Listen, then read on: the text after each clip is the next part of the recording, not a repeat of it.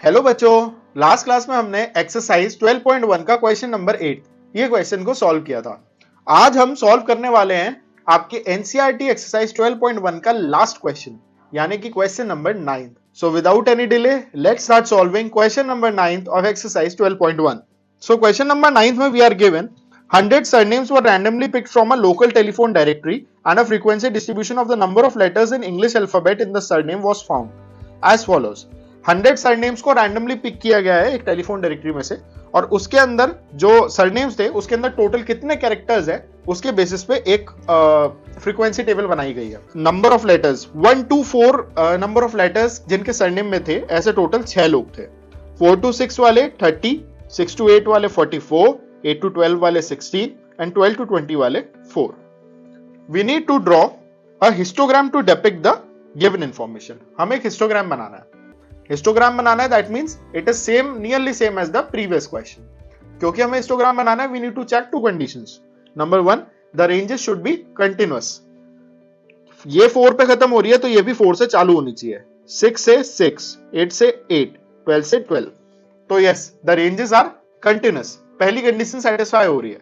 Now the second is we need to see कि जो width है एवरी क्लास के बीच में हर एक जो अपर और लोअर रेंज के बीच की जो डिस्टेंस है वो सेम होनी चाहिए।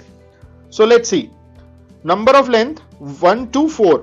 तो 4 से 1 के बीच में जो डिफरेंस है द विड्थ इज 3, 6 से 4 के बीच में द विड्थ इज 2, 8 से 6 के बीच में द विड्थ इज 2, 12 से 8 के बीच में द विड्थ इज 4 एंड 20 से 12 के बीच में द विड्थ इज 8।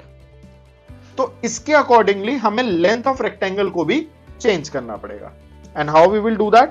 वो करने के लिए what we can do is, जैसा कि हमने लास्ट क्लास में पढ़ा था, the formula is we can divide the value of frequency divided by the width. हम फ्रीक्वेंसी को विड्थ से डिवाइड कर लेंगे जिससे कि हमें न्यू वैल्यू ऑफ वाई यानी कि न्यू फ्रीक्वेंसी निकल करके नहीं हमारे पास में आ जाएगी जिसको हम डायरेक्टली प्लॉट कर पाएंगे। तो चलिए निकालते हैं। नंबर ऑफ सरनेम 6 है, विड्थ 3 है, सो 6 by 3 that will give us 2। number of surnames 30 है, width is 2, so 30 by 2 is 15। 44 by 2 is 22, 16 by 4 is 4 and 4 by 8 is 0.5। तो ये तो निकल के आ गई हमारी लेंथ ऑफ रेक्टेंगल। अब फाइनल काम है इसको प्लॉट करना। So let's plot it out. सबसे पहले केस 1 की बात करते हैं। हियर हमने ऑलरेडी इस ग्राफ की जो ग्राफ आउटलाइन थी वो ड्रॉ कर ली है। हमारे पास में एक्स एक्सिस में वैल्यू 1 से लेकर 20 तक वेरी कर रही है। सो वी हैव मार्क्ड 1 से लेकर के नहीं 20 तक के intervals on x axis. So this is what, this is the number of letters जो कि सरनेम में हो सकते हैं। And then on the y we have frequency. Frequency यानी टोटल कितने लोग ऐसे हैं जितके उतने नंबर ऑफ लेटर्स उनके सरनेम्स में हैं। So let's start plotting. सबसे पहले 1 से 4 कैरेक्टर वाले पे हमें टोटल लेंथ जो रेक्टेंगल की रखनी है that is 2। So let's come back. 1 से लेकर 4 तक the number of rectangles we need to keep is 2। So let's keep it 2।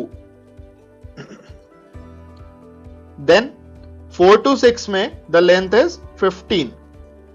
So 4 to 6 the length is 15, so it will be here. Then 6 to 8 में the length is 22, so 6 to 8 में length we will mark it 22.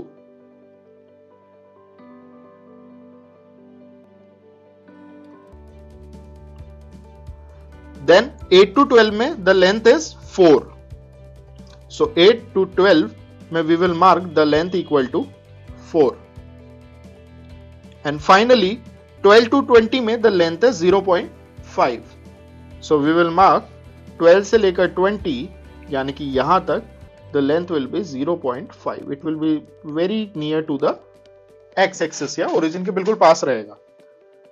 so this is how we can plot the histogram। now let's move to the part 2 of the question। Write the class interval in which the maximum number of surnames lie। हमें वो class interval लिखना है जिसमें maximum number of surnames लाई कर रहे हैं।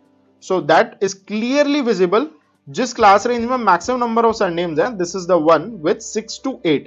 क्योंकि इसके अंदर 44 नंबर ऑफ सरनेम्स है। आप डेटा कंपैरिजन के लिए हमेशा जो ओरिजिनल डेटा है उसी को यूज करेंगे, बट फॉर प्लॉटिंग अगर रेंजेस सेम नहीं है so you will need to use the new lengths. So the answer to the part 2 will be 6 to 8।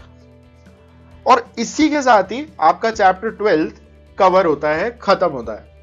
ये चैप्टर एग्जामिनेशन पर्सपेक्टिव से बहुत इंपॉर्टेंट है क्योंकि इसमें क्वेश्चन बड़ा ही आता है और एक ही आएगा और बहुत अच्छे मार्क्स आप स्कोर कर सकते हो अगर आपने क्वेश्चन पर अच्छी प्रैक्टिस कर रखी है तो। So make sure you read it correctly. और इसी के साथ ही आपकी क्लास 9 की मैथमेटिक्स का पूरा सिलेबस कंप्लीट होता है। अगर आपको अभी तक का हमारा पढ़ाया हुआ सारा कंटेंट अच्छा लगा हो so don't forget to like and share our video and subscribe our channel. और अगर आपको किसी भी तरीके की कोई भी क्वेश्चन विद इनसाइड और आउटसाइड एनसीईआरटी आती है, you can post it in the comment section and we'll answer it out. All right guys, so best of luck for your exams and I want to see you getting good marks. Thank you.